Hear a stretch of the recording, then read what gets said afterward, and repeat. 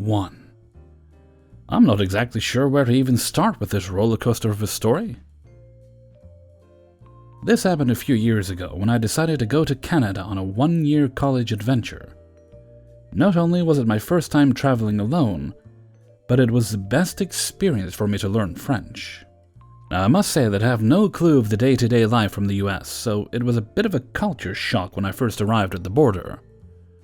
I would say it was unfortunate fate because my credentials weren't up to date or straight up couldn't be found, so I was stuck in the border for a little while. This was where I met Neckbeard. Let's call him Algernon. Algernon and I met in one of those airport cafes, and we surprisingly hit it off quite well. He seemed smart and a responsible young adult, totally not what you would expect from a neckbeard. Aside from the milady part, he did that thing. And upon hearing my situation, he proposed I could stay with him. "I got an extra room. You won't need to pay for a hotel," he said. Now, I thank my paranoid of a mother for drilling fear into any type of human interaction, because in that moment I felt something was off about Algernon. I wasn't sure what it was, but I refused his offer. He was a little older than me, and I wasn't comfortable living alone with a man, a stranger, for an indeterminate amount of time. I stayed in a hotel for a couple of nights, and Algernon kept me company most of the time, showing me around places near the border. He still brought up the idea of staying with him every so often, but I kept brushing him off. He started to be very persistent the more we waited, saying how nice his house is, and that he lived very close to the airport, etc. Just about anything to try and convince me to stay at his place. I never backed down. Finally, when I was indeed able to pass the border, I thought that would be the last I'd see of Algernon, but some dumb part of me gave him my phone number and promised to meet up from time to time. This eventually led to him to try and push a relationship with me. Now, I still felt off about him, but over the months of my stay in Canada, I had grown to know him, so I thought, why not? It's just a basic short relationship, and once I go back home, it will be the end of it, right? Of course not. I learned very quickly that Algernon had certain tastes. He liked me best when I'm wearing dresses and heels. Would turn up his nose when I'm wearing sweatpants and boy clothing. Wanted me to wear his gifts, girly things only. Liked to watch me cook for him and clean my dorm. He didn't help, but he liked to watch. Creepy. He liked me when I put pop music on instead of my usual rock, and quickly made it clear that my nerdy tastes in anime, video games, comics, etc. weren't his cup of tea. But that doesn't include him, of course, because he gets to like anime, video games, and comics, but not me. We once had a fight about this, and I hurt his feelings by saying his favorite anime sucked. I still don't regret it. There were moments where he tried to teach me to be a better cook so I can make him better meals, how to clean better, how to walk, talk, and even smile around his friends. So the relationship was going great. He was especially disgusted by my pagan and witchcraft interests, something that I truly identify with myself, and hearing him call me a weirdo and other hurtful things really brought my trust in him practically down to a 0. Still, for some unknown reason, I remained with him while walking around in eggshells. Breaking my confidence must have been part of his plan, because as soon as I stopped being so vocal about my interests, he started to praise me for being so obedient, nice and caring, and worst of all, wife material. It was like he was checking off some checklist. Who the fuck was this guy? The guy from the airport was decent at best, but this man that I was dating treated me like some sort of China doll that he obsessed over. This isn't without mentioning the jealousy of men so much as looked in my general direction, not letting me do any heavy lifting, expecting me to be available at any beck and call like some canary. Even his friends seemed aware of his excessive behavior and said I wasn't the first one he had done this to. I was sick of it. I just wanted to go home and never go near this man ever again. But it gets worse. I'm very close to my family. It's a very cultural thing, so the culture shock of Algernon telling me he hadn't called his parents mom and dad in years and had moved away at 18 and was totally an independent man. I guess it's that easy when you live in your dad's summer home, living the American dream, I guess, whatever. This means I received many texts and calls from my parents, something that Algernon found weird. And like the rest of my existence. But he was shocked above all that my parents don't look like me. My whole family is very dark-skinned, but I was born extremely pale, so anyone that doesn't know me wouldn't put the connection together. And he threw a fit. Why didn't you tell me your family was black? I was confused. My hometown is very diverse, and I didn't see the issue with mentioning my family's ethnicity. He always knew I was a foreigner, so I didn't think he had an issue with it. I didn't think you'd care. You know I'm not from here. Are you adopted? Now I'm getting agitated. It's been months of this questioning. I'm tired, my self-worth is non-existent, and the last thing I needed was him making me feel like more of an alien. What? No? Why would you think that? No reason, you're perfect, but your family... My family is what? Well, I just don't want our children to have their genes. Excuse me? Children? This man, honest to God, thought I wanted to spend 1 second in his bed and have his children. Algernon and I never had sex during my stay. He pushed the idea, but I never gave in. Algernon, I am 19. I have a whole life ahead of me. I don't want your children. He didn't take that well. We continued to scream for a while between his expectations of what I should be to him and my own ambitions. It almost got so bad that the student next to me knocked on the door to check on us. I soon kicked him out and never saw him again, at least until the very end of the year. He was being extremely quiet, something that was never normal, and it was honestly freaking me out. While I was getting ready to leave and finally go home, I got a call from his best friend. Let's call him Buford. Buford was also a decent guy. I could say we were friends for a time. I dated Algernon, but he was also well aware of my hate for him at this point. So much so that he strictly told Algernon that I hated him. I assumed he was on my side out of pity, maybe knowing this wasn't the first time he had had trouble with women. Go figure. So I tell him everything that happened. How he has been treating me with his weird obsession in being the perfect wife, and his issues with my family's ethnicity. Not me, of course, I have the perfect skin, so it's okay. Yes, he said that. And I told him I would be leaving just to pass the message. I'm done with him. I wanted nothing to do with Algernon. If he was being a coward somewhere, that wasn't my issue. I had my plane ticket, and I wouldn't have to go anywhere near him ever again. But I guess it was too good to be true, because he appeared at the airport. What are you doing here? I'm here to pick you up. My blood ran cold. Pick me up? What for? I'm going home. He starts to get aggressive really quickly, and it honestly scares me. I had refused most of the advances that he'd made towards me, and thankfully he wasn't forceful with his intimidating height. He was like 6'4" compared to my 5'2". He was freakishly tall. But this time he seemed to get sick of my resistance, something that thankfully never broke for me.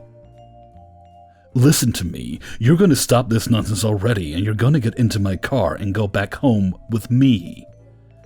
I truly felt like crying. I had a feeling that if I step into that forsaken summer house of his, I would never leave ever again. I'm not going anywhere with you. Leave me alone. And I ran. Yes, it was childish, but I was scared and I'm tiny. I can hide pretty easily in the crowd. So he lost sight of me fairly quickly. The bastard had the audacity to stay in the airport until my flight was called, and finally I was heading back home. I remember crying inside the plane, and once I arrived back home, I was terrified of seeing him there waiting for me. Thankfully, I don't think he followed me. I remained paranoid for months after it happened, and I truly think he would have gone after me if he knew where I lived. He never bothered to learn about my hometown, and after months of nothing, I finally could breathe. Definitely never going back to Canada. Oh, and a few other random things he would do just before we close. He made it very clear I should sit a certain way when out for dinner. He always compared me to his ex, saying she cheated on him for someone better, and now that I think about it, I don't blame her. Cheating is still bad, but dealing with Algernon was a fucking nightmare. He constantly judged my looks and almost always liked to choose my clothing, and even tried to throw away some of them. Really liked the color gray and convinced me once to change my hair from red to gray. It completely fried my hair and I had to get a pixie cut soon after the breakup. Whenever I acted out of line, he would always talk in a patronizing way of how I shouldn't scream at him because it made me look crazy, and it simply was not how a woman should act. He pretty much blamed me for any inconveniences, even when he had no money and said I was too high maintenance. I didn't even want his stupid gifts. One time I brought a gift from my hometown, and he completely judged the hell out of it because the packaging had a little bit of sand on it. He had this little thought that I lived in poverty because it's not the US. So the sand thing just made my gift look cheap to him. 2. This happened when I was 17 and in 2015, 5 years before 2020 was a thing. I did not yet know what a neckbeard was. I was at a game store in my area. It was Friday night game night, and me, my younger sister, and a few members of the marching band at our school were there. My sister was in marching band. I was friends with most of the marching band, so I often hung out with them as part of the group. This was before I was on forearm crutches, and years before I used a wheelchair, and my cane was leaning against the table I was standing at. I have a rare neurological condition. I was watching the few band members there and my sister play a card game they got out of a box. I was by myself, but close enough to watch. I had my recently acquired deck of Magic the Gathering cards with me. A tall, 5 feet 5 inches at the time, nerdy girl with magic cards by herself is for neckbeards what blood is for sharks. I didn't have the huge badonkadonks, still don't, neckbeards go for, and I am a white American. There's no Asian heritage in me, though there is some German, so I assume this is what draws them in? I had a boyfriend, but he was working and coming by later to play with me. None of the band played Magic yet. Let's describe our neckbeard. From what I remember, he was maybe 5'2", had greasy long hair, and overweight. He was maybe mid-20s, and I don't remember how bad he smelled, but there was a smell. I don't remember the conversation we had, it's been 6 years, sue me.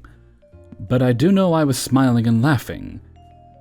It wasn't an I'm interested thing, but a I'm friendly and polite thing. The one thing I remember about the conversation was saying goodbye.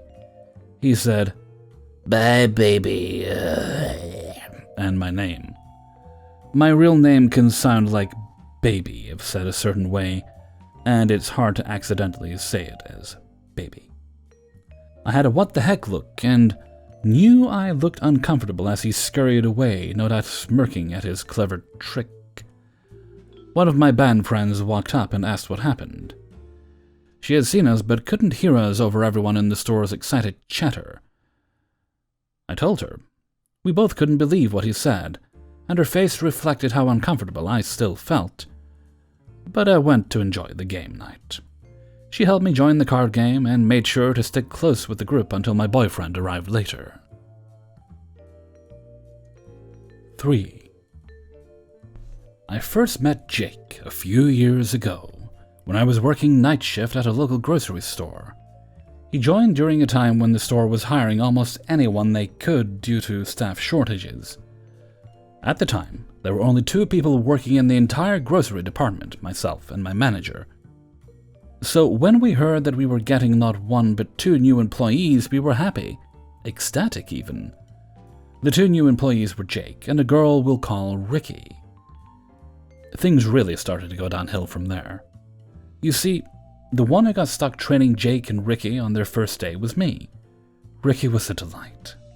And I don't mean that in a sarcastic way. Ricky was my age, and she had previously worked at a huge retail chain you've probably heard of before, and she had a lot of experience working in retail.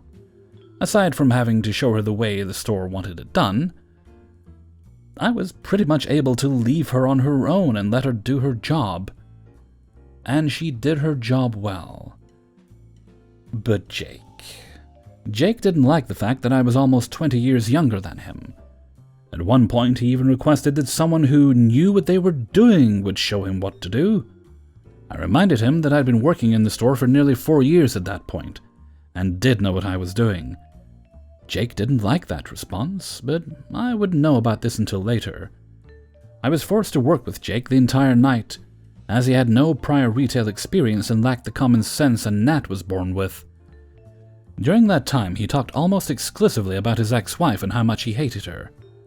I couldn't tell you what he talked about specifically because I ignored most of it, but he really hates his ex. Things really came to a head during our first truck night. We had successfully managed to put up a 15-pallet truck with time to spare, and were now straightening up the aisle and making the products on the shelf look nice. My manager and I, having known each other for nearly 4 years at this point, were quite good friends. We talked a lot, sharing stories that we both already heard half-dozen times, and would more likely hear another 7 or 8 times before all was said and done. A key here, though, is that for the last 7 months or so, we'd been largely on our own in the store. Being on night shift meant that the two of us were basically alone from the moment the closing manager left and the opening manager arrived, so we'd grown used to saying basically whatever we wanted to each other. It was during my retelling of one of these stories that I said the phrase, "this fucking bitch." Now, this was not directed at anyone in the store. In fact, this was me retelling a story about a friend from my childhood, who I'm still very much friends with. Jake didn't like my cursing and said as much. Hey, Canarin, there's a woman present. You know, you really shouldn't be using that kind of language. Realizing that he could have been correct, I turned to Ricky and apologized. She responded by saying, "Oh, that didn't bother me at all. I probably cuss just as much as he does." I accepted her response and turned to Jake. "See, Jake, there's nothing to worry about. She said she doesn't mind." Then I went back to telling my story, but it was interrupted by Jake. I'm just saying, even if she's okay with it, you still shouldn't be saying that kind of stuff around her. It's not something a gentleman should do. Now, I have never claimed to be a gentleman, not once. I could be nice when called for, but I was a dick most of the time. And regardless of who you were, I took you at face value. If you said you were okay with something, then you were okay with something. If later on you have an issue about it, then you have to tell me. Otherwise, I'm going to keep holding you at your word. I will try to change how I act accordingly, but I have never been one to try to protect people from something they say they're okay with. Ricky, as a grown woman, understandably didn't like Jake telling us we should ignore what she'd said because he didn't think it was proper. I literally just said I don't give a shit, so why continue trying to defend someone's honor who doesn't fucking care, she told him. From that moment on, Jake positively hated Ricky. And I mean with a level of vitriol that was wildly uncalled for. He began to treat both her and myself as lepers, having little to do with either of us and refusing to even speak so long as Ricky was in the room. And in my case, he tried to intimidate me into acting as he wanted. That's a story for another time. Which was never going to work. Personally, Ricky and I didn't really care. We missed out on nothing from having him refusing to talk to us. In fact, it was kind of nice. I quickly realized that Ricky had a lot in common with me and we became friends, which only served to infuriate Jake more. Jake started spreading rumors about Ricky. She was a whore. She was sleeping around. She was cheating on her boyfriend. She was a bitch who was mean to everyone for no reason. Remind you, this is a 50-year-old man saying all this stuff about a 26-year-old woman who he doesn't know from Eve. But because she had the gall to talk back to him, he felt justified in saying whatever he wanted about her. The store became something of a Cold War. My manager ended up becoming friends, and I use that term very loosely, with Jake, while I became friends with Ricky.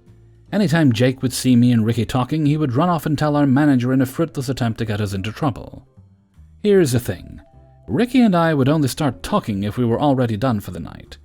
We would have maybe 30 minutes left on the clock with very little to do, so we would meet up on an aisle, and while we were straightening up, we would talk. We weren't meeting up secretly, and we weren't hiding from anyone. In fact, we would often stand directly in front of the security cameras while we talked. Jake didn't care. He was so sure that he could get us into trouble that he constantly tried to report us to management. Side note, even the store director took our side, so it never got anywhere. But that didn't stop old Jakey boy. I'll end off with the time I found out that Jake had been purposefully intimidating Ricky because he thought it was funny. Ricky and I had been on the baked goods aisle. This was 5 days before Thanksgiving, and so she had a lot more product than she normally did. As I had finished first, I went over to help her. While I was working with her on the aisle, we chatted as we normally did. I had just finished stocking a box of syrup, I think, when I stand up and look towards the far end of the aisle.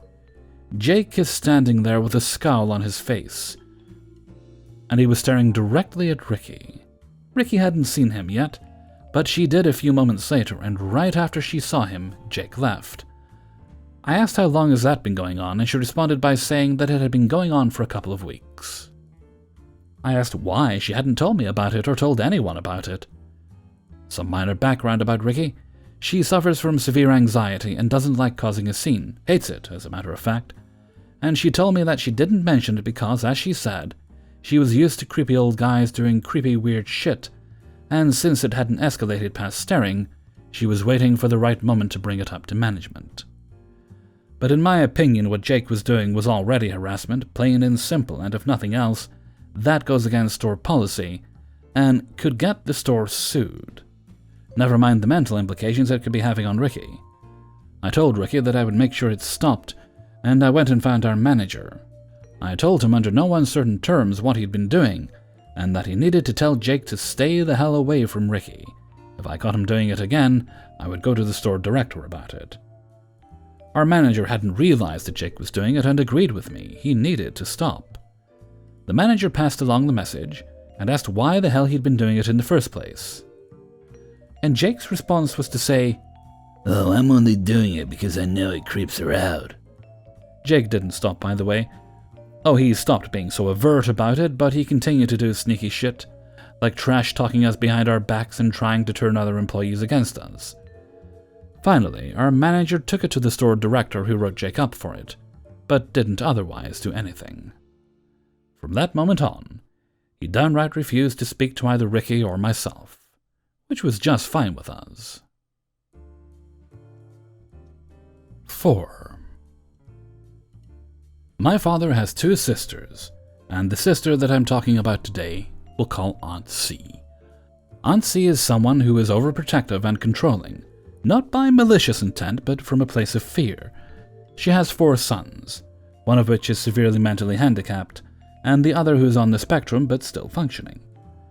We aren't going to talk about them, because they need assistance and can't live on their own, so they're essentially grown children who have no real say in how their lives will turn out. This is something that I can respect and understand, so we won't go into that. Continuing on, Aunt C has always been afraid of the outside world, and how it will affect her handicapped sons, especially if she dies before them. I know this is a huge worry for her, because my father mentioned it in passing when I was a little girl, and that I had to be really nice to my cousins. I've always been kind to them regardless. So from that perspective, I've always tried to see the reasoning behind her choices. However, in this regard, I feel like she has had a huge hand in making 2 of my cousins completely helpless and giving herself more work for when she's older. She never let them out of her sight either. I rarely saw them play with other kids growing up, and they only ever had a few people over the years to spend time with, since she secluded them for many years. I really wish she hadn't, but I was a kid when this was initially going on, and couldn't do much for them. Mind you, my 2 cousins that I'm talking about are not special needs at all. They are literally capable of being independent and living totally normal lives. But because of Aunt C and her actions, both of my cousins will never date, get married, or even have children. And the sad part is they're slowly creeping into their 30s, and none of them have had girlfriends or boyfriends or any kind of significant relationship outside of internet social game circles. I feel like the reason I have never put it together was because of my ethnicity and background. For anyone listening, this is something you all have to understand, is that a lot of Hispanic mothers have a generational issue of coddling their sons and turning them into entitled man-children who cannot function without their mother. Many daughters in this family's dynamic will understand where I'm coming from. But this is going to an extreme case with these 2, and I see nothing going on for them in their future, even though I know if they broke away from Aunt C, they could have happier lives without her constant fettering. Just for some context as to why my cousins have no future prospects in dating or living outside their tiny room either, is that while growing up, Aunt C's husband, my uncle, believed and believes a woman who didn't work had to watch her children and run the house all by herself. And before you all get in my face about this, both my father and mother have talked about this with her, but she's just continued to let it happen even to this day. So for nearly 30 years, that's all her sons saw, her living her life for them, and her husband making them all live by that rule. Aunt C has been the cook, the cleaner, the feeder, the washer, and the helper with no signs of stopping. On top of that responsibility, she also has her elderly mother in her living room. So it won't be long until she also has to care for her mother on top of her having to care for her family going into her late 50s, early 60s. When in reality, she should be done and focusing on just her husband, and her special needs boys. The elderly mother did not want to stay with my father due to our work dynamic, and the pandemic didn't come for him. She has laid the groundwork down for them, never being able to live outside of her house, uterus, and I'm so saddened to know that this has been slowly going on while I lived my life 2 states away. My father is also disappointed with how the boys turned out, but they're still his nephews, so he's good to them when we stop by. Sadder still is due to the constant hoarding that my aunt and uncle have done, they also don't have enough space in their home either. Their living room is full of stuff they haven't touched in years, along with my grandma's bed. The whole house is like this. There is so much stuff that I'm afraid one day it's all going to catch on fire and hurt them. That being said, unfortunately, because of how small her home is even before Grandma moved in, she shoved 3 of the 4 sons in the same room together. The cousin with a more serious condition has a room to himself. I think from that angle you all have to agree that's pretty sad as hell. Honestly, I can't even remember a time where they haven't slept in the same room together. Even as a little kid, I knew enough to know that it wasn't okay for them to sleep meshed together the way they were.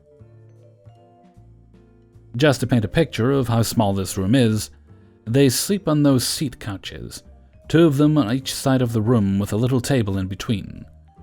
Shelves scrunched up together that have a plethora of anime weeb shit. Also, they sleep sitting up most of the time. And while my cousins are not malicious or cruel, they have a really condescending tone when talking about anime or gaming stuff.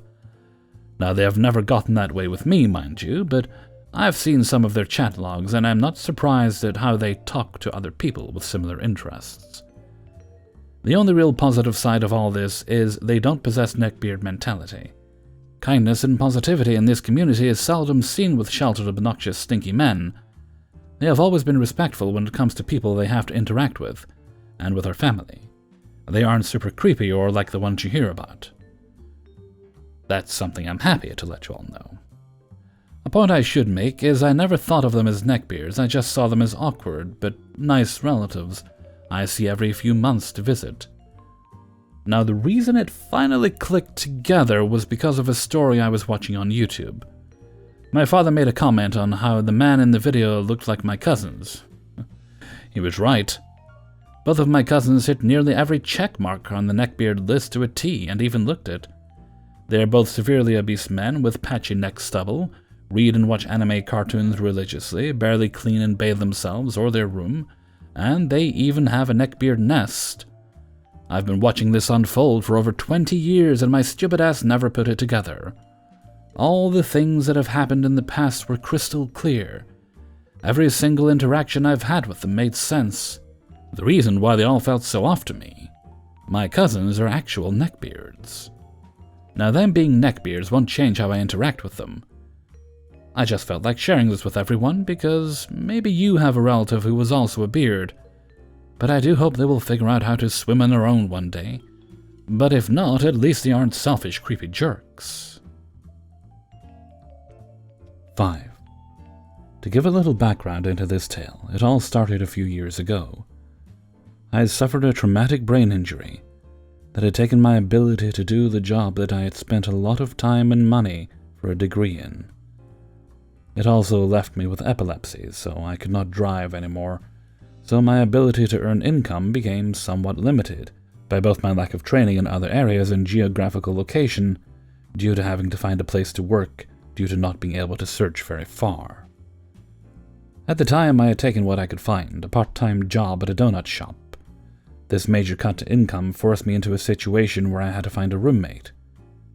After an arduous Craigslist search, I found an advertisement for a roommate that had a price that was in my price range and would work for me geographically.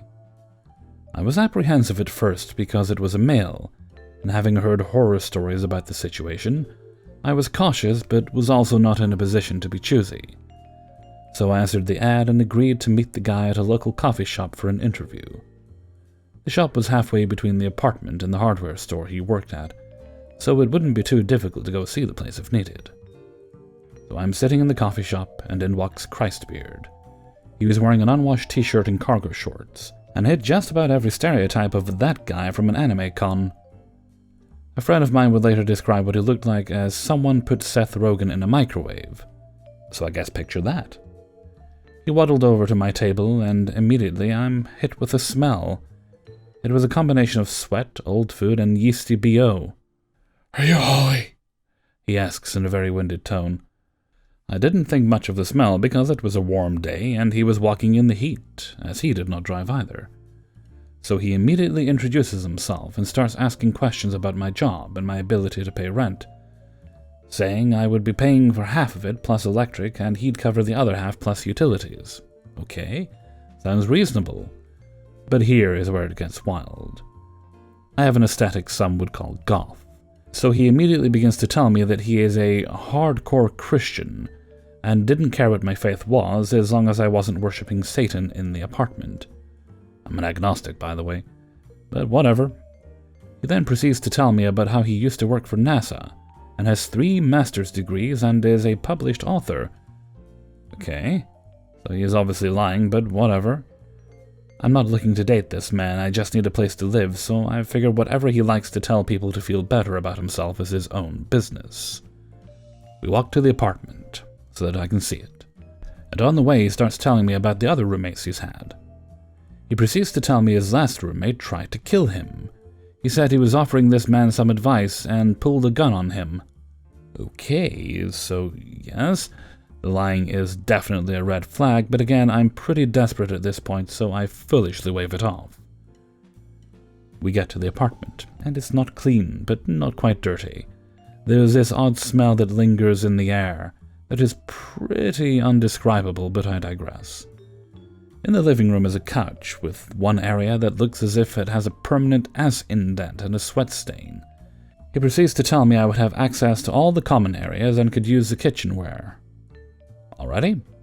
His face then drops into a serious scowl and he says, "But you're never to go into my room. Never." A little over the top, but fair enough. I'm a private person myself, so whatever. He then asks me if I'm a neat freak. I tell him that I clean up after myself and keep my things tidy. He then tells me how a previous roommate, not the one who tried to kill him, used to bitch up a storm if he left a dish or two in the sink. Alrighty. Red flags aplenty, but I figured this would be a temporary situation at best, so I could deal with it for a little while. Oh, how wrong I was. A week after I move in, I am in the kitchen making my breakfast. He bursts through the door and slams it, and it quickly locks from behind him. Then there is pounding on the door. "Call the police!" he bellows. I'm still standing there dumbfounded, trying to figure out what the hell is going on. He grabs his phone and calls him himself. He tells the 911 operator to send the police immediately because a crazy old man is trying to kill us. First of all, who is us? Why are you dragging me into your bullshit? Anyway, the police arrive and the crazy old man is gone. The police ask what was going on, and I tell them. I'm just as clueless as they are. He proceeds to tell the officers that he was in the laundry room minding his own business, and our upstairs neighbor just came after him out of the blue for no reason. So the police start talking to our neighbors. Turns out another neighbor was in the laundry room at the same time and shed light on the situation. Apparently, Christbeard wanted to use the dryer that the old man was heading toward, and had butted in front of him and tossed his clothes in. When the old man protested, Christbeard apparently told him, Oh, I got here first. When the old man protested, Christbeard started yelling back and knocked the man's laundry basket off the counter, and then was chased out of the laundry room. Hey everybody, Hellfreezer here, and thank you very much for listening to Neckbeards in the Wild, episode 64, and thank you very much to everybody who allowed me to use their stories in this video. If you enjoyed the video, then please do like, subscribe, and comment. And share the video around with all your friends and family and social medias and various things and so on. It's all very, very helpful and very much appreciated.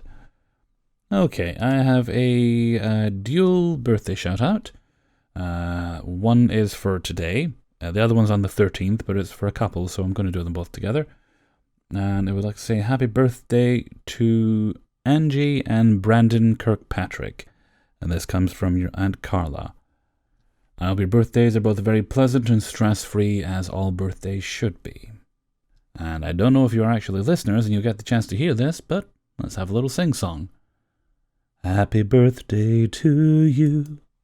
Happy birthday to you. Happy birthday, dear Angie. Dear Brandon. Happy birthday to you. Alrighty, I'm going to wrap things up there for now, and I'm going to head off and make Monday's video, and I'm recording this on Saturday, so I'm also going to go, when I'm done with the hotel video for Monday, I'm going to get ready for tonight's stream. Yeah, okay, and with that, I'm going to head off for now. So until next time, thank you very much for listening, and take very good care of yourselves.